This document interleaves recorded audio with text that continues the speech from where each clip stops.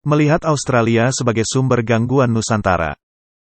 Sebuah negara persemakmuran yang berpopulasi 30 juta lebih, yang mayoritasnya merupakan penduduk imigran, di mana orang tua mereka bukan kelahiran asli Australia. Selain itu, angka kelahiran keluarga muda Australia sangat rendah. Malah lebih tinggi angka imigrasi dalam 1 tahunnya. Saat ini Australia membuka kesempatan untuk menerima penduduk baru dari negara lain, agar menjaga arah positif pertumbuhan penduduk, khususnya imigran yang berusia produktif dan memiliki banyak anak. Berbagai pelatihan untuk para imigran baru agar bisa memiliki skill yang dibutuhkan oleh dunia kerja Australia. Hingga saat ini politik internasional Australia masih menginduk kepada kerajaan Inggris, termasuk intervensi kawasan yang diarahkan agar menguntungkan mereka. Sejak lama Inggris melalui mulut pejabat Australia, sangat kritis terhadap pelanggaran HAM Indonesia. Saat ini Provinsi Papua sedang menjadi sorotan, dengan menampung para tokoh pemberontak yang menginginkan lepas Papua dari Indonesia, memberikan fasilitas perjalanan ke berbagai negara dalam kerangka kerja menggalang opini internasional, bahwa Indonesia itu sangat buruk penanganan di wilayah Papua, dengan berbagai cara, termasuk menyebarkan berita hoak.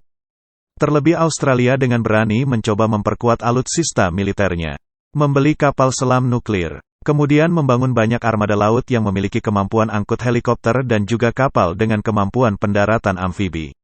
Belanja militer yang sangat agresif, menjadi perhatian banyak negara di kawasan Asia Tenggara. Memang alasan Australia adalah faktor militer Tiongkok. Ibarat pepatah, sekali tepuk, 2 lalat mati, maka sangat mungkin Australia memiliki agenda untuk membuat distabilitas di Indonesia dan beberapa negara di Asia Tenggara. Apalagi Australia telah terlalu lama mencampuri urusan dalam negeri Indonesia. Puncaknya pada krisis politik di Timur Timur. Mengalahkan Australia itu mudah. Begitu dekatnya pesisir Australia Utara dengan pesisir selatan Provinsi Nusa Tenggara dan juga bisa diakses dari pesisir selatan Papua. Dengan serangan mendadak ke pesisir Australia, maka kekuatan utama militer Australia akan lumpuh. Maka sisa kekuatan militer Australia akan mundur ke tengah wilayah, dengan topografi kering, banyak sabana dan gurun. Kemudian dilanjut dengan blokade total di perairan, sehingga tidak ada kesempatan untuk penataan ulang pasukan dengan dukungan logistik dari luar. Sehingga kunci peperangan dengan Australia adalah perang laut.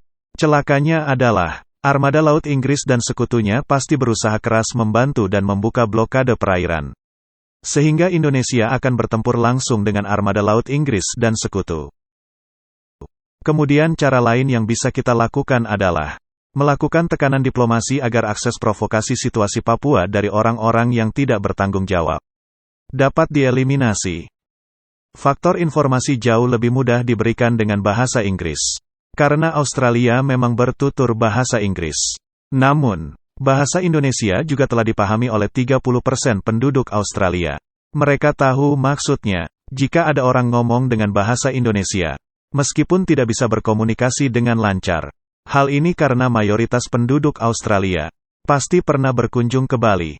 Bahkan dari survei, penduduk Australia telah berkunjung lebih dari 3 kali dengan rata-rata lama tinggal adalah 10 hari. Maka tidak heran, jika mereka mengerti bahasa Indonesia. Memanfaatkan hal ini, Kementerian Luar Negeri melakukan proyek counter informasi yang salah tentang Papua. Melibatkan profesional, dengan membuat kanal khusus yang diisi oleh orang-orang asli Papua. Menceritakan tentang keseharian mereka. Membuat cerita pendek dengan genre sitcom. Podcast yang menghadirkan tokoh-tokoh Papua. Kemudian kantor dubes kita di Australia melakukan pengiklanan kepada masyarakat di Australia, agar banyak penduduk Australia mengerti situasi sebenarnya tentang Papua.